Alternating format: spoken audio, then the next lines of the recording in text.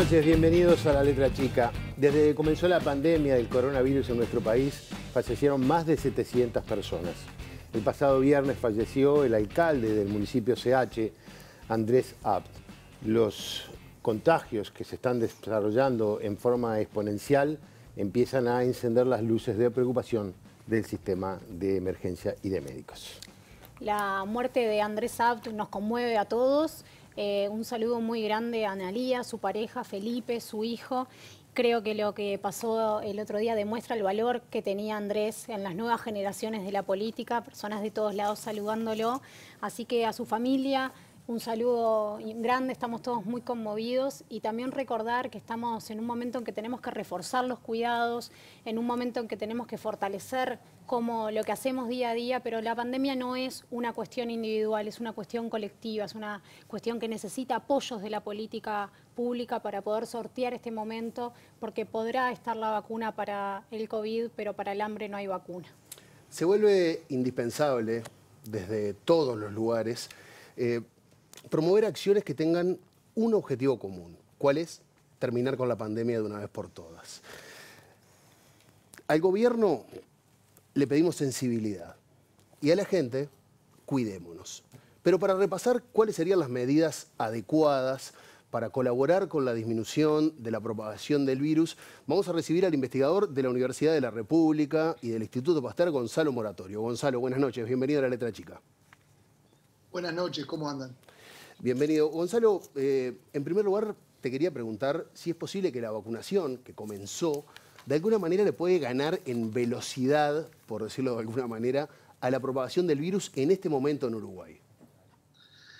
No le puede ganar en este momento si no se toman otras medidas que impacten desde lo colectivo, pero también el problema me gustaría dimensionarlo y no es únicamente en el contexto nacional, en el contexto a nivel país, sino que hoy la situación epidemiológica regionalmente y principalmente dada por Brasil es la que nos debe alertar, es la que nos debe alarmar, pero no simplemente porque estamos viendo el colapso de su sistema de salud en Río Grande do Sul y demás, sino por la circulación de nuevas variantes con posibilidad de reinfección y que para que la vacunación claramente sea exitosa, el poder disminuir o apagar la inminente dispersión, por ejemplo, de esta variante de Manaus P1, es clave. Ahora, en el momento que nosotros nos empezamos a vacunar, somos conscientes de que están estas variables del virus en Brasil. ¿Qué tanto puede complicar la vacunación, el ingreso en gran forma, digamos, de estas nuevas variantes desde Brasil? Como ustedes saben, hasta el momento no tenemos, estamos estudiando en un consorcio, UDELAR, Pasteur, todo lo que es relativo a la vigilancia epidemiológica. Hasta el momento no la detectamos, pero estamos en eso y creo que la complicación que puede generar la dispersión de esta variante brasilera es significativa, puede impactar de forma importante. Y me baso en evidencia. La localidad de Manaus tenía un porcentaje muy alto de su población, ya había sido infectada y se había recuperado. Y esta variante, mucho tiempo después, hizo estragos en muy poco tiempo. Por supuesto, la localidad de Manaus no estaba inmunizada con una vacuna al momento que esta variante empieza a circular. Pero sí sabemos por evidencia que su capacidad, como decía, de reinfección es mayor. Por lo tanto, el tener hoy en día, me gusta siempre ser optimista y entender que hoy nos enfrentamos a este problema, pero que al mismo tiempo tenemos las vacunas. Por lo tanto, no sería, al menos desde mi punto de vista, muy racional no intentar ayudar al proceso de vacunación lo más que se pueda y más cuando hay riesgos extra como esta variante en particular. Por lo que tú decís, entonces estamos hablando de que no solamente el tema de la vacunación, sino que el Estado debería tomar algún otro tipo de medidas para, bueno, tratar de ayudar a cortar este crecimiento exponencial de los contagios y ayudar a que efectivamente la vacuna pueda hacer su efecto, porque se habla de por lo que hemos leído, por lo que he escuchado, que recién después de un periodo largo de la segunda dosis es que estaría resuelta la eficiencia de la vacuna. Claramente, claramente. Hay un tema a nivel individual, el tiempo que conlleva a cada individuo generar las defensas necesarias y luego un efecto a nivel poblacional. En el más optimista de los escenarios y del cual intento permanecer, este efecto de inmunidad colectiva se llegaría si no tenemos ningún tipo de demora, ojalá en primavera más o menos. Pero si a esto le ponemos otras variables, como esta circulación de nuevas variantes, para las cuales las vacunas siguen siendo efectivas, pero tal vez en algunos casos menos efectivas, es importante, a juicio personal, sí considerar y tomar algunas medidas desde el punto de vista político. O sea, lo que tú planteas es que estamos necesitando otras medidas desde el punto de vista de las decisiones políticas, desde el punto de vista del Estado. Planteo que estamos en un escenario muy particular y que es requerido y que se necesita cambiar la pisada. No planteo ningún tipo de medida absolutista o de índole estricto, ¿sí? Pero sí creo que existen medidas y esperemos que pronto, si es así, puedan ser sugeridas por parte de nuestras autoridades para reducir más la movilidad y por lo tanto darle una ventaja a nuestro caballo, que es la vacuna, porque el otro caballo evidentemente es mucho más rápido. Gonzalo, a nivel individual, ¿cuáles son las recomendaciones para cuidarnos? A nivel individual, las recomendaciones son las que hemos mantenido, las que hemos pronunciado todo este tiempo, que son de conocimiento, el distanciamiento físico, los espacios ventilados, la higienización, por sobre todo el uso de tapabocas, el intentar no mezclar burbujas, el intentar, si es posible, teletrabajar. Todo esto es más importante que nunca y una vez más, la llegada de las vacunas, de forma tal vez inconsciente, muchos de nosotros nos dan esa falsa sensación de éxito, de victoria, que ya sabemos lo que pasa cuando la tuvimos anteriormente. Gonzalo Moratorio, un placer tenerte La Letra Chica y a modo de despedida actualizo lo que son los datos del SINAE que ya están y bueno, más o menos seguimos en la misma, estamos hablando de 1.182 nuevos casos en 10.257 test realizados, 5 fallecimientos lamentablemente hoy y actualmente hay 10.536 casos y 131 personas están cursando esta enfermedad dentro de un CTI. Así que bueno, no están bajando los números, esperemos que de alguna manera las medidas que se van a anunciar mañana, bueno, ayuden a paliar un poco esta situación y por lo visto la única solución es reducir la movilidad por lo menos o intentarlo. Estamos alineados en esa visión, claramente. Buenas noches, Gonzalo, muchas gracias. Buenas noches, que tengan un buen programa. Muy bien, seguimos nosotros adelante entonces con lo que era el guión original de nuestro programa. Vamos a hablar de los temas económicos. Según el último informe de la CEPAL, Uruguay es el país que menos transferencias monetarias realizó, que invirtió en transferencias monetarias a consecuencia o para enfrentar las consecuencias de la pandemia que estamos viviendo. En julio del año pasado, la CEPAL informó que éramos el país que menos porcentaje del PBI destinó para mitigar los efectos de esta crisis. En aquel momento, el gobierno uruguayo, en la voz del presidente, de Luis Lacalle Pou, dijo que el informe no estaba en lo correcto. Por eso hoy, en La Letra Chica, la CEPAL estaba equivocada.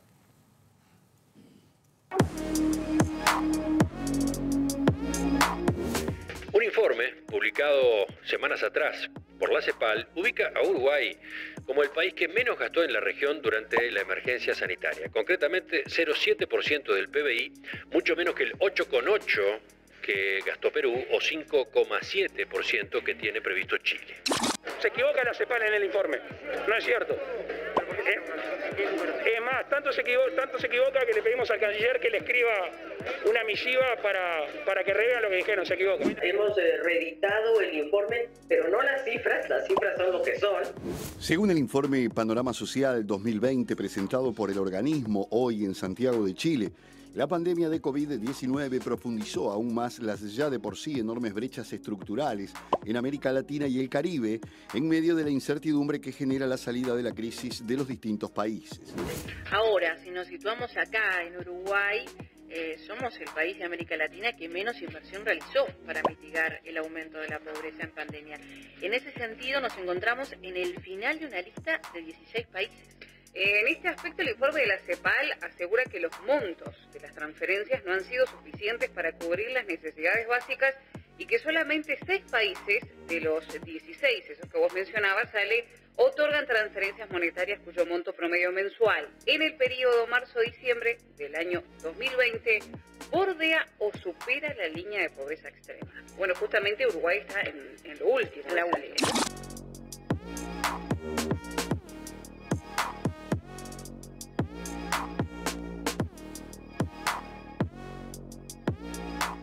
Lo que ocurre es que si de alguna manera esto se continúa, todos esos elementos que eran factores de alguna manera de protección o que permitían mostrar a Uruguay con cierta diferencia con respecto a América Latina pueden empezar también a desaparecer y Uruguay de alguna manera seguir las mismas tendencias que están teniendo en países como Brasil, como Argentina, como México. Como cuidamos a la gente, tenemos que cuidar nuestros recursos, que son los números. El resultado de ese ajuste termina traduciéndose en la vida de la gente. Tenemos una diferencia desde el punto de vista de la cobertura, no tanto en medirla con el PIB, en que hay una situación de angustia social que alcanza a salir a recorrer la calle para darnos cuenta que hay miles y miles de uruguayos y uruguayas que la están pasando muy mal. Yo veo el futuro repetir el pasado, veo un museo de grandes novedades y el tiempo no para, no para.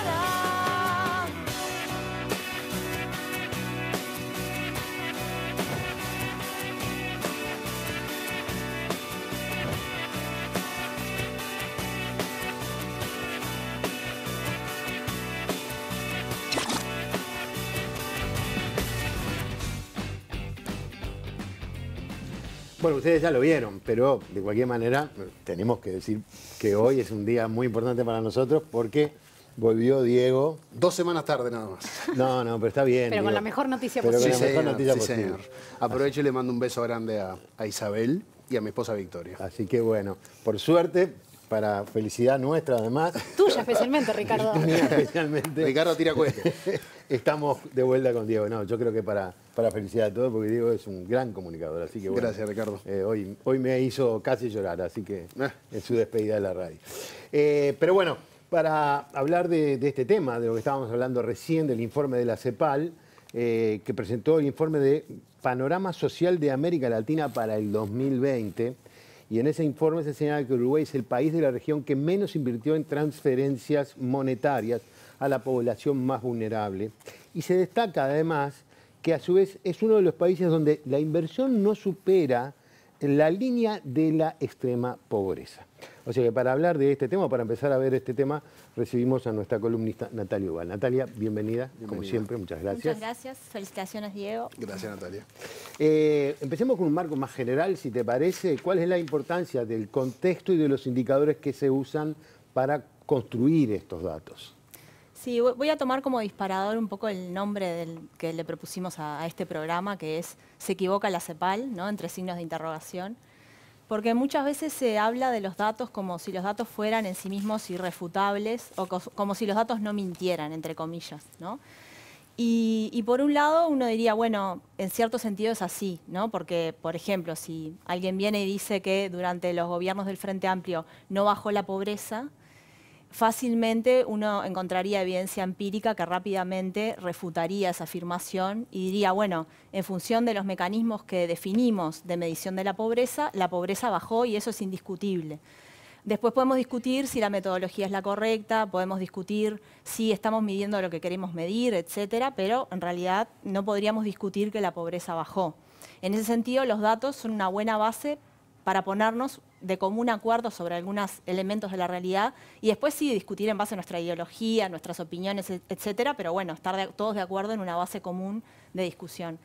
Pero, sin embargo, hay otro costado de los datos, que es que los datos tienen contexto y que los datos se construyen también, ¿no? Entonces, cuando un gobernante dice la CEPAL se equivoca, quizás no deberíamos descartar rápidamente ese argumento o esa afirmación y decirle no se puede equivocar porque los datos no mienten, ¿no? En realidad puede perfectamente equivocarse. Hay que ver si el gobernante aporta elementos técnicos que den cuenta de que la CEPAL está errada, ¿no? Que esa es otra discusión. En ese sentido, por ejemplo, por un ejemplo del contexto de los datos, ¿no? Recientemente escuchamos que bajaron las cifras de delitos en el año 2020 en Uruguay. Eso es un dato real, digamos, ¿no? De denuncias de delitos. Ahora, si yo puedo dar ese dato aislado o puedo decir que en Uruguay bajaron los delitos o las denuncias de delitos y en todos los países de la región también bajaron, por ejemplo, ¿no? La interpretación de ese dato en función del contexto que yo estoy en el que yo estoy enmarcando ese dato va a ser muy distinta en un caso y en el otro. También pasa que cuando construimos datos, puse el ejemplo de las mediciones de pobreza, pero también es el ejemplo de CEPAL, y ahora voy a mencionar específicamente qué toma la CEPAL para hacer esta afirmación.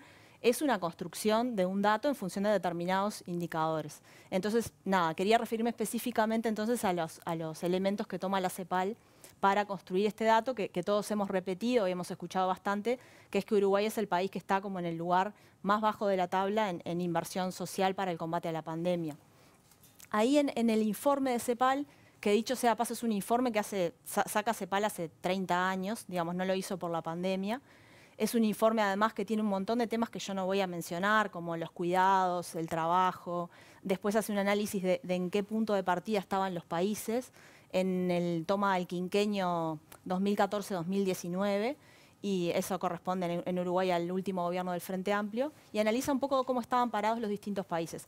Uruguay le da muy bien en ese análisis del quinquenio que mencioné, está bien en cobertura de salud, está bien en seguridad social, está bien en reducción de la pobreza, fue de los que más redujo la pobreza y lo hizo además con distribución, y una serie de valoraciones bastante positivas hace el informe de CEPAL sobre la gestión, en este caso del gobierno anterior. Luego va a un gráfico que es un poco el que estamos comentando, que toma 16 países de América Latina y analiza en qué lugar está Uruguay respecto al monto promedio mensual de transferencias monetarias en el periodo marzo-diciembre de 2020. Ese indicador para distintos países es distinto porque las medidas son distintas. En el caso de Uruguay toma en cuenta la canasta de emergencia alimentaria. No sé si recuerdan del monto ese de 1.200 pesos. Es lo único que toma en cuenta. Entonces, cuando decimos que Uruguay está último, decimos que está último porque toman en cuenta el indicador de canasta de emergencia alimentaria. ¿Por qué toman ese? Porque es la medida adicional que tomó el gobierno uruguayo. Todas las otras prestaciones en realidad ya existían.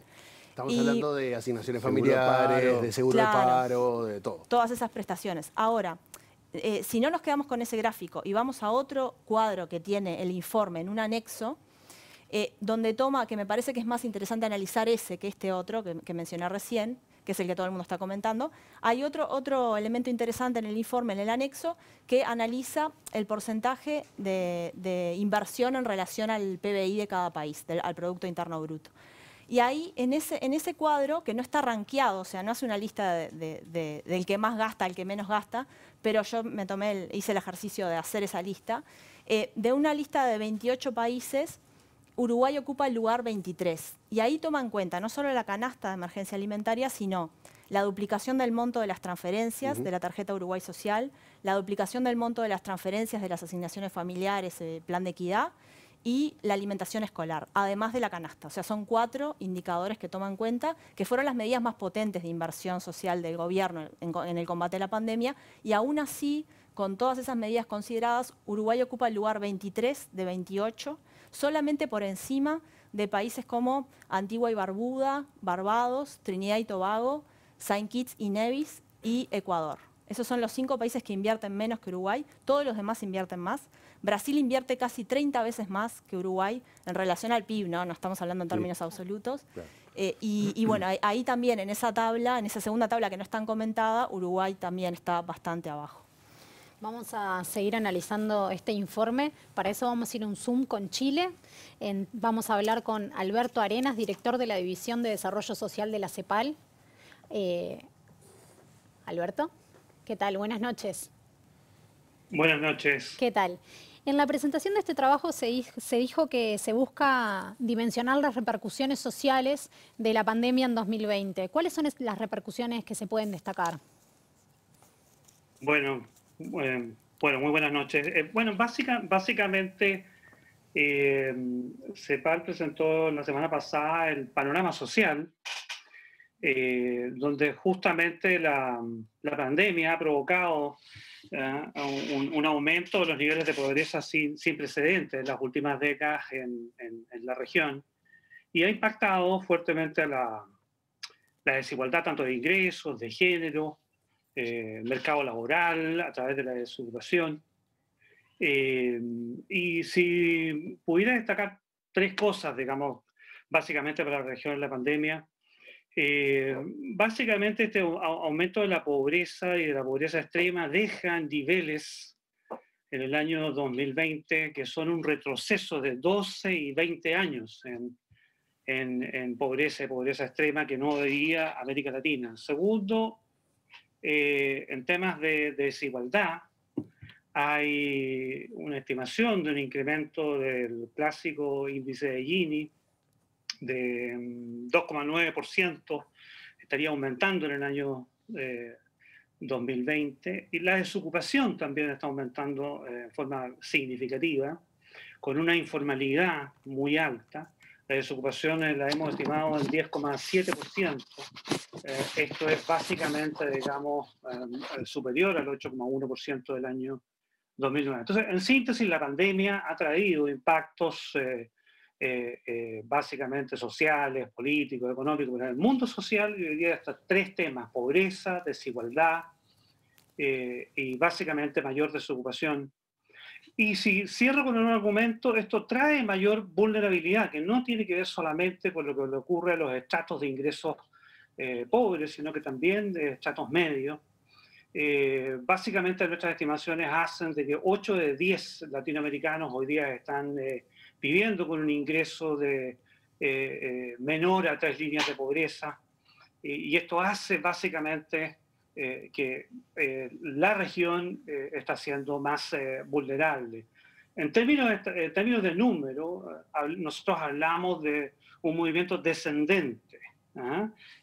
Básicamente, digamos, hay 491 millones de personas en América Latina viviendo en vulnerabilidad, y eso hace de que alrededor de 59 millones de personas se han movido descendentemente, es decir, sus estratos, sus ingresos bajaron, y por tanto han aumentado la vulnerabilidad en América Latina. Alberto, en nuestro país se habla mucho, o el gobierno y el equipo económico ha insistido mucho en la importancia de reducir el déficit fiscal. ¿Es importante esto o realmente hay otras áreas en las cuales esta situación puede traer otros déficits importantes?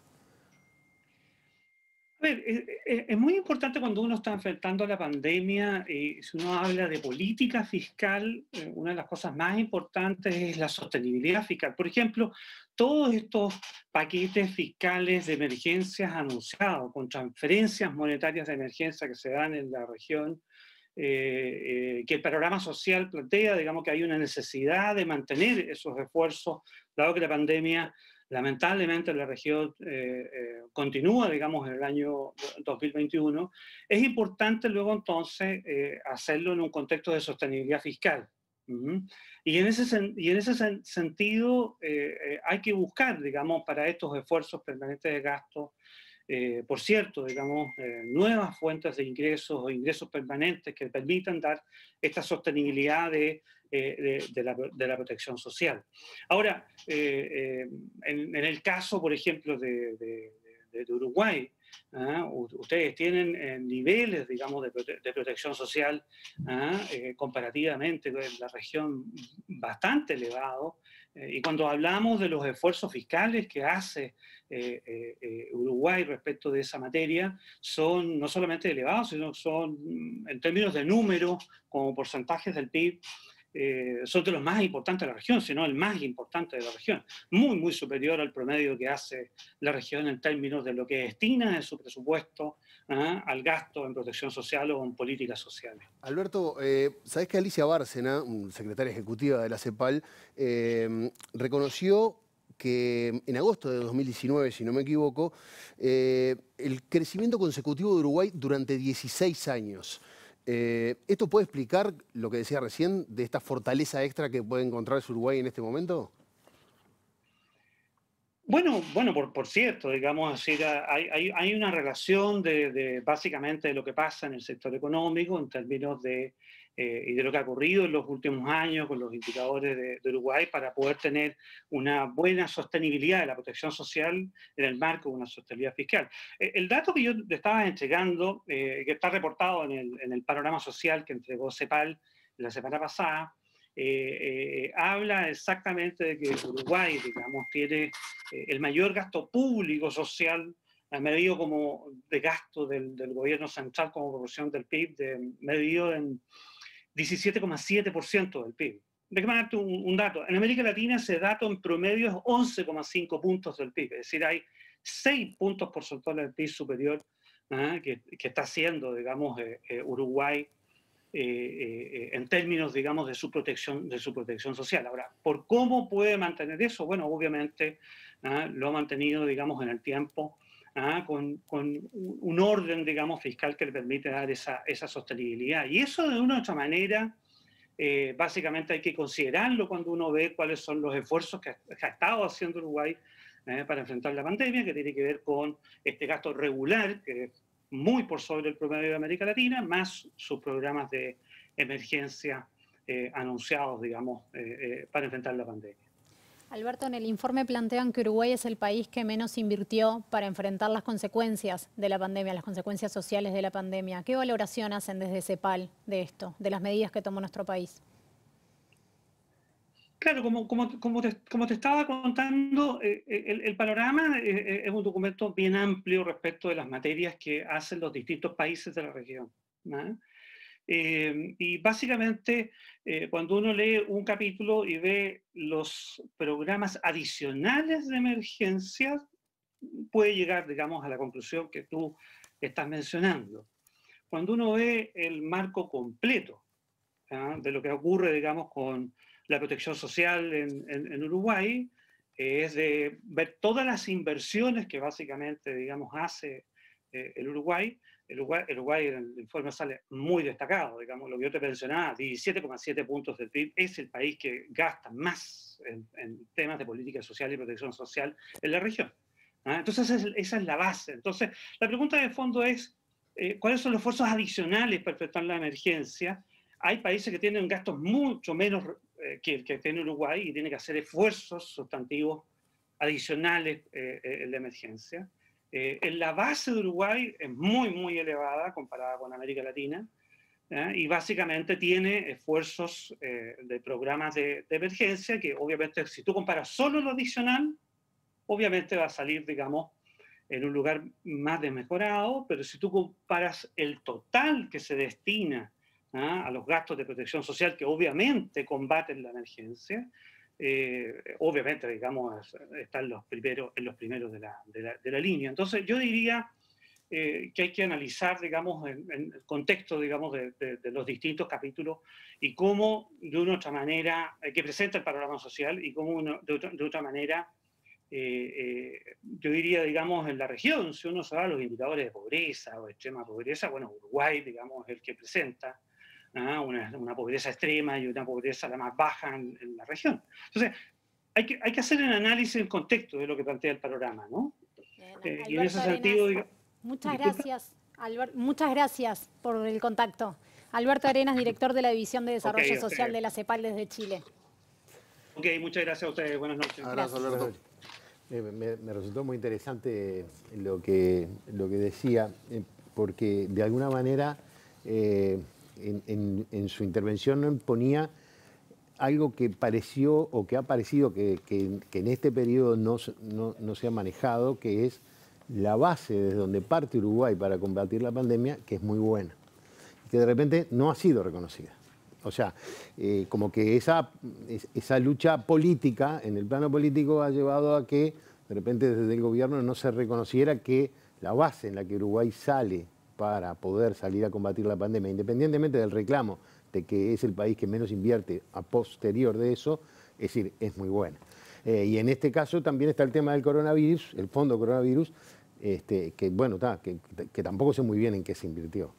Sí, ahí es interesante esto porque hablábamos de los contextos, ¿no? Claro. Y no mencionamos este dato que por suerte lo trajo el jerarca de CEPAL, y es que en realidad los puntos de partida son muy distintos, y eso es interesante para leer el dato de que Uruguay fue el que menos invirtió. Sí, fue el que menos invirtió, pero es el que tiene la matriz de protección social, una de las más relevantes de la región. Entonces también los esfuerzos adicionales que se requieren quizás sean menores, ¿no? Entonces ahí ponemos un poco el dato también en contexto. Claro, entre otras cosas, por ejemplo, perdona, una de las cosas que dice la oposición es que Uruguay tiene resto para poder solicitar mayor cantidad de créditos para poder paliar la emergencia social. O sea, generó la confianza necesaria como para poder tener ese resto. No sé, creo que es por ahí, porque viste que yo con economía... Sí, sí, es por ahí. Y respecto al fondo coronavirus, que me preguntabas, profe, ¿se acuerdan que bueno, el fondo coronavirus se nutría de estos aportes de la CND, del Banco República, de ese impuesto que pusieron momentáneo a los salarios, claro, coyuntural de 2 meses, y a las jubilaciones también? Y además de donaciones y de préstamos de organismos internacionales. No tenemos todavía rendición de cuentas de las donaciones, o sea, quién donó, qué empresario privado, qué persona donó al fondo COVID. En algunos casos incluso son anónimas las donaciones, pero sí tenemos una rendición de cuentas de en qué se gastó. Y la tenemos a diciembre, cerrada a diciembre de 2020, está en la página del Ministerio de Economía y Finanzas. Y cuando uno hace también el cálculo en porcentajes, ¿no? Si uno observa las cifras que da el Ministerio y hace el cálculo en porcentajes, tenemos que el 75% del fondo COVID se destinó al BPS, a pagar subsidios de desempleo, subsidios por enfermedad y otras prestaciones que tiene el BPS. Es decir, 3/4 partes del fondo COVID se destinaron al BPS. El BPS, que es parte de esta matriz de protección social de la que estamos hablando y en la que Uruguay está muy despegado respecto a otros países. Después el resto, en realidad el MIDES se destinó un 15% para la tarjeta Uruguay Social, canastas y otras prestaciones, hace un 4% en la Administración de Salud, de los Servicios de Salud del Estado, 4% para equipos médicos, material, medicamentos, etcétera, y el restante 6% para el resto de los organismos públicos, ministerios. Me llamó la atención el dato porque uno piensa que capaz que yo tenía como la idea de que el fondo COVID se destinaba exclusivamente a las prestaciones sociales más clásicas del MIDES, y en realidad hay un porcentaje muy importante que se está usando para pagar los subsidios de desempleo y los subsidios por enfermedad. Muy bien. Natalia, muchísimas gracias. Después de la pausa vamos a seguir hablando sobre este informe de la CEPAL para ver si podemos descubrir si la CEPAL estaba equivocada o no. Ya veremos.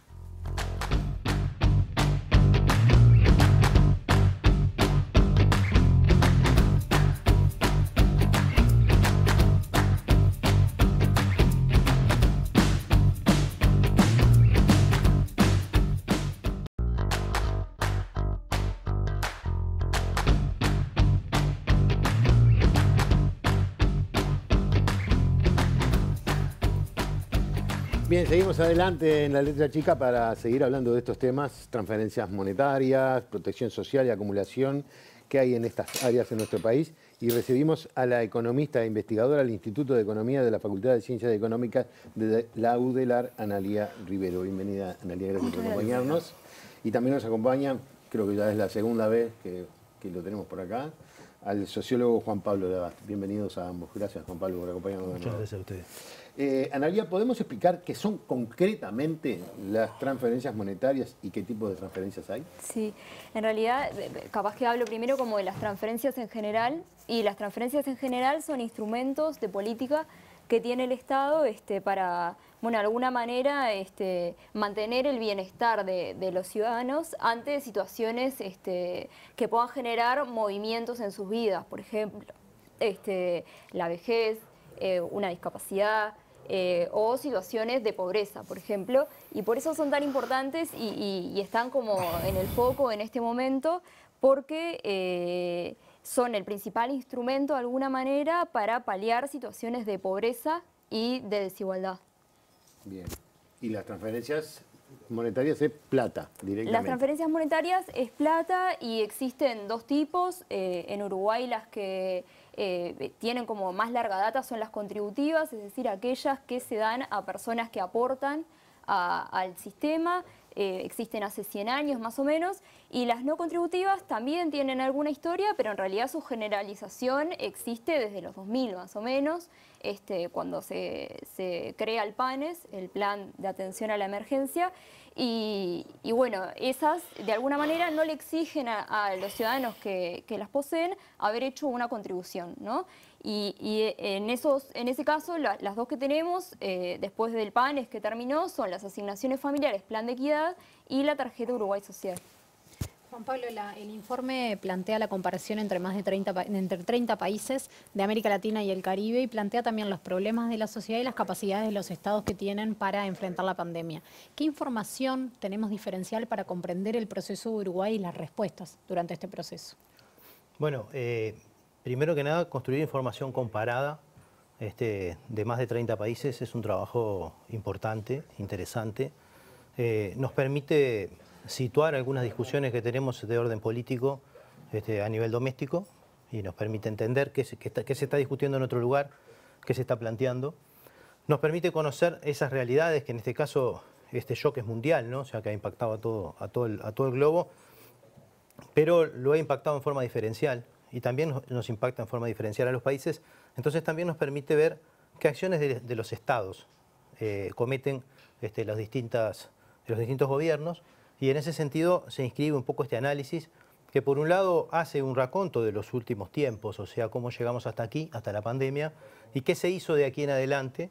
Y bueno, como recién escuchábamos al director de desarrollo de CEPAL, colecciona un repertorio importante, son 263 iniciativas de emergencia que se plantearon en América Latina y el Caribe, dentro de las cuales como 150 son transferencias de algún formato, algunas que apoyan transferencias anteriores, o sea, mejoran el nivel de las transferencias anteriores, otras nuevas transferencias específicas para atender estas situaciones y que además implican importantes esfuerzos fiscales, que es uno de los grandes temas de discusión que han hecho los países, que en este caso han triplicado, ¿no? Que no es menor esto, porque es la discusión sobre el límite de lo que se puede gastar, muchas veces está en la agenda de la economía política en forma muy fuerte, han triplicado lo que habitualmente gastan los estados en transferencias a las poblaciones en situación de pobreza y vulnerabilidad, ¿no? Lo que muestra de una manera u otra que ante eventos de esta naturaleza esos esfuerzos se pueden hacer así. No es lo que ha pasado en Uruguay,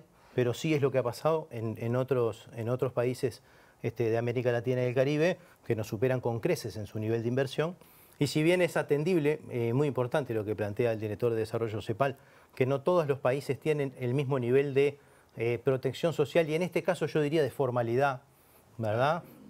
Porque muchos de estos programas van destinados a atender la informalidad, ¿verdad? Cuando uno hace el análisis, y yo traje algunos datos pues para mostrarlo, controla por el nivel de informalidad de cada país, de todas formas quedamos al final de la fila y muy rezagados respecto a otros países que incluso han sido modelos en esto de poder frenar la pobreza, ¿verdad? Porque parte de la idea de esto es decir, ¿para qué tenemos programas de emergencia? ¿No? Y en eso tengo un matiz, ¿no? A mí la verdad que no me satisface saber que tengo un país con una enorme protección social si sé que eso se está desmoronando. O sea, el problema de las medidas de emergencia es frenar esa situación y no quedarme contemplativo de que venía primero de la fila. O sea, nosotros tenemos hoy 150.000 uruguayos más en situación de pobreza y es algo que no debemos tener por muchas cosas que podemos seguir conversando. Analía, vos recién nos explicaste qué eran las transferencias, también nos explicaste lo que eran las transferencias no contributivas que existen en nuestro país. Y me gustaría detenerme un segundo en eso porque, por ejemplo, en campaña, que no fue hace tanto, se habló de mantener vagos, de darles plata a cambio de nada, y creo que eso de alguna manera demoniza y distorsiona lo que son las transferencias no contributivas.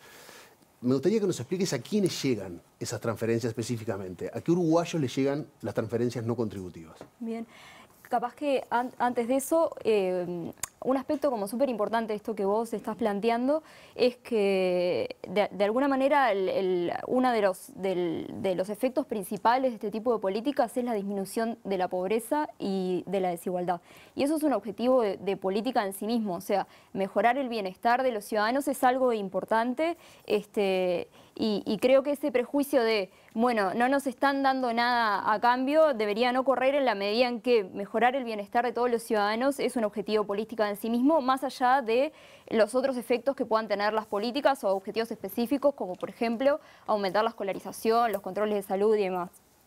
En el caso de AFAM, es una política que llega a los hogares con menores a cargo, ¿sí? O embarazadas. Y en el caso de la TUS es una política que también está presente en estos hogares, pero que es más amplia. O sea, personas que no tienen menores a cargo o embarazadas en los hogares también pueden solicitarla, y hay algunos sectores como más vulnerables que pueden pedirla especialmente. Llega principalmente a los deciles de ingresos más bajos, ¿no? AFAM cubre cerca del 70-80% del primer decil de ingresos de hogares con menores de 18 y cerca del 60% del segundo decil.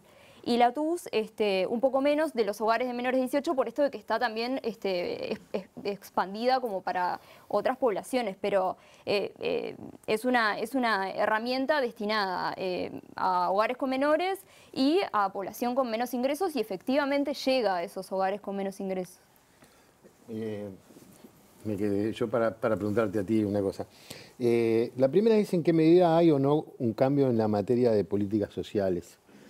Pero antes de eso me quedé con algo que tú dijiste, que, bueno, que a vos no te alcanza que sepamos que partimos de una base muy buena en cobertura social, muy buena en relación a el continente, ¿no? O la región.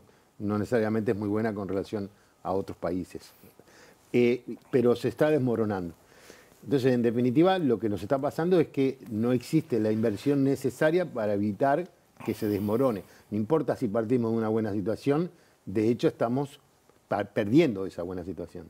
A ver, primero que nada, creo que a nivel de sistema político se precisa un sinceramiento del asunto, porque no puede ser de que nosotros estemos muy bien como para no invertir y después estemos muy mal porque tenemos una herencia terrible de lo que vino de otro tiempo que ahora se sinceró con la pandemia y pasamos a tener indicadores terribles, ¿no? Es decir, bueno, para algo sirven los informes con datos y es para poder discutir estas cosas con un poquito más de precisión y dejar el apriorismo ideológico un poco al costado para ir a ver los números, ¿no? Es decir, para Uruguay tener 100.000 pobres más es un desastre, ¿no? Pero especialmente cuando la posibilidad de evitarlo estaba a la vuelta de la esquina, porque además esa institucionalidad de la que habla el director de desarrollo de CEPAL en parte consta de un sistema de políticas que en buena medida nos permite apretar un botón y hacerle una transferencia a los hogares. Entonces, cuando yo veo de que el Uruguay, incluso dejando de lado todo este problema de la diferencia de formalidad que hay entre los sistemas, porque tenemos un país como Brasil con un 40% de informalidad o como Perú con un 60%, ¿verdad? Y entonces es lógico que tengan políticas más grandes porque no tienen seguro de desempleo que los cubra. Pero cuando uno pone todo eso dentro de la cuenta y lo divide en proporción a la población informal, ¿tá? O sea que sacó todo ese efecto de esa diferencia de estructuras, nosotros pusimos un peso, por cada peso que puso Uruguay en atender la situación de empobrecimiento, Perú puso 6, Paraguay puso 3, Costa Rica puso 5, Chile, nuestro modelo de libre mercado, puso 11, ¿verdad? Incluso muchos de ellos con condiciones de endeudamiento bastante peores que las nuestras.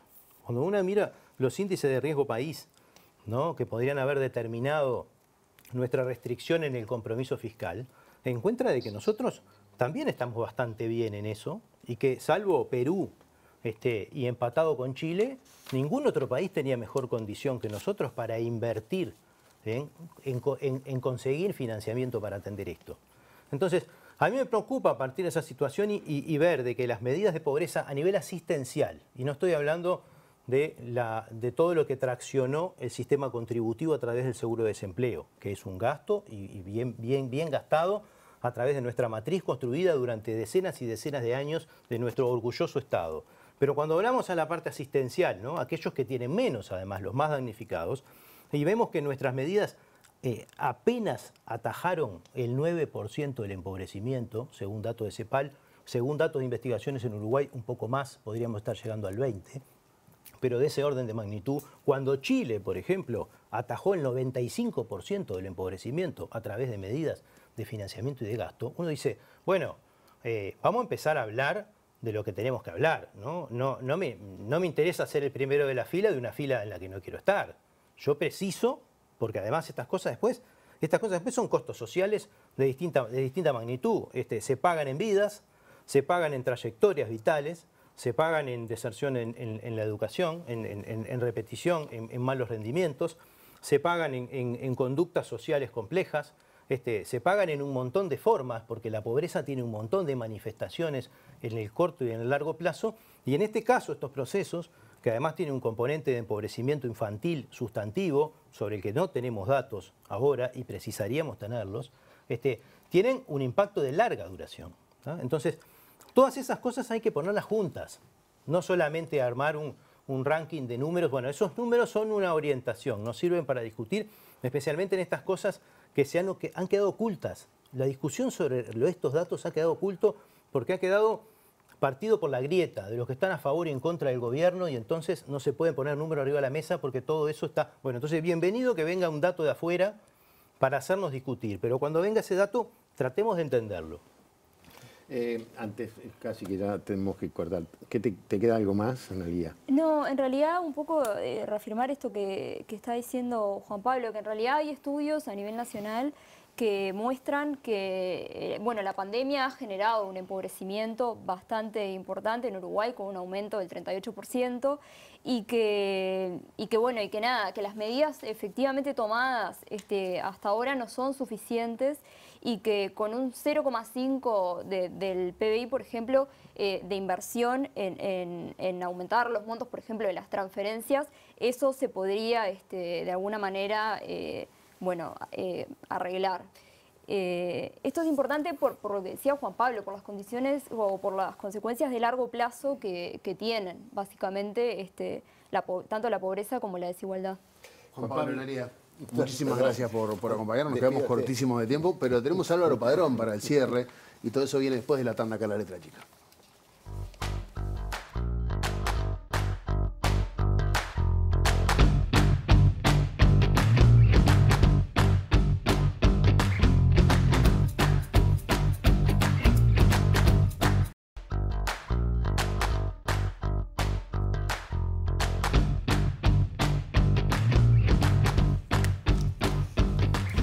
Seguimos adelante en La Letra Chica. Ahora vamos a estar recibiendo a Álvaro Padrón. Como pasa en este tipo de programas que son tan interesantes, el tiempo se nos va. Así que voy directo a qué medidas toman potencias como la Unión Europea en cuanto a recursos que destinan para enfrentar las consecuencias económicas y sociales derivadas de la pandemia. Álvaro Padrón, nuestro analista internacional. Sí, y la idea era mirar un poco más allá de la región y por supuesto más allá de Uruguay. Vale la pena porque son pocas las veces que tenemos la oportunidad de comparar. Recién se insistía bastante en eso, ¿no? Y a mí me parece que al tener un efecto y un caso que es global, porque no hay país en el mundo que no esté hablando de esto, tenemos la oportunidad de hacer eso. Pero no solo en este ejercicio medio raro que tenemos todos los días de ver cuántos infectados, cuántos test, cuántos muertos, y compararnos como si fuera un deporte. Hay algo que a mí me importa mucho en las respuestas de los gobiernos a la pandemia, y lo dice el filósofo Harari, el historiador de Israel. En tanto el virus se siga diseminando, ningún país puede sentirse seguro de verdad por más recursos que utilice. ¿Qué quiere decir esto? ¿De esta salimos todos o no sale nadie? No importa la plata que se tiene, eso vale para un país, para nosotros, y vale para el resto del mundo. Entonces, hay un drama acá que o se resuelve en conjunto o no se resuelve. Y entonces, mirar esto en términos comparativos es clave, porque en algún momento nos van a llamar la atención. Vieron que se habla del pasaporte sanitario. Es porque en realidad va a haber un control de alguna manera recíproco para tratar de que no queden agujeros en este asunto. Pero pará. Tuvimos un lío tremendo con el COVAX. O sea, los países no nos pudimos poner de acuerdo en comprar una vacuna y para que nos saliera más barata y para que todos tuvieran oportunidades iguales. Y vos me decís que si nos tenemos que poner de acuerdo globalmente para poder terminar de salir de esto. Y a ver, es un fracaso de los organismos multinacionales. De alguna manera necesitamos tener una respuesta. Tarde o temprano va a ser así. Tarde o temprano va a ser un problema que tenga que resolverse en todos lados y va a aparecer plata para pagar a los países que no pudieron, porque si no, dejás abierta la posibilidad del contagio. Entonces, por eso es muy bueno todas las preguntas que se abren con este asunto, ¿no? Y en economía, que es lo que ustedes trataban de tocar hoy, es el paso siguiente, porque la crisis sanitaria lleva a la crisis económica a la crisis social, y les adelanto, en muchos países el paso siguiente es la crisis institucional, porque muchas sociedades no van a poder sostener con paz los problemas que genera esta sucesión de crisis. Entonces, a ver, les doy la respuesta de algo que acá quedó picando.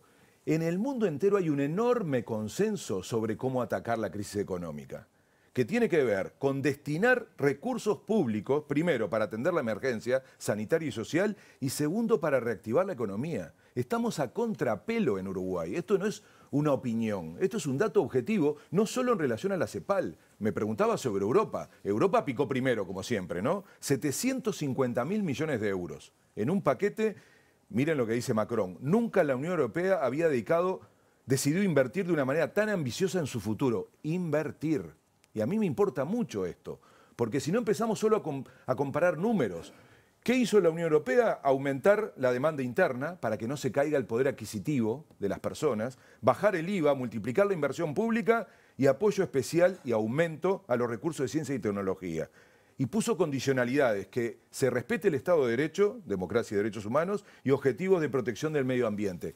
Pero la semana pasada lo hizo Estados Unidos, Biden, esto ya me marea, ¿no? 1,9 billones de dólares. ¿Y qué dijo? Esto es acerca de reconstruir este país, darle a la gente trabajadora una oportunidad para luchar.